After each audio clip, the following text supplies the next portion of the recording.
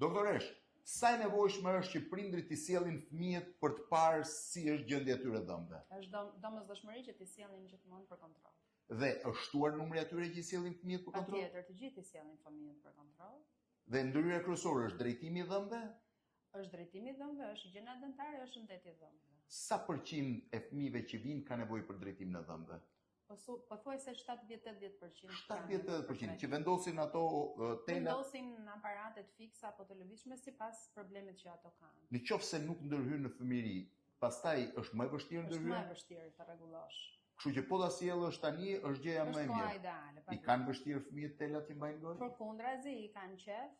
Djesa po vëm një aparat të ri, një vajzë të re dhe ishte shumë e gëzuar që vuri tela dhe i pëlqen. Se është kthyer një lloj trendi, Është kthyer në një lloj trendi. Po praktikisht kultura dentare, siç më the, veç drejtimit të dhëmbëve, është shtuar në Shqipëri? Po, patjetër. Vini sjellin dhe për të parë. Shikosh shumicat e fëmijëve në mosha të reja, adoleshent, preadoleshent janë pothuajse të gjithë me aparate në dorë. Edhe të rriturit? Të rriturit një pjesë. Është më e vështirë? Tek të rriturit mund të aplikojmë metodat pak më estetike dhe më transparente nëpërmjet disa trajtimeve të personalizuara për ta. Faleminderit. Faleminderit ju.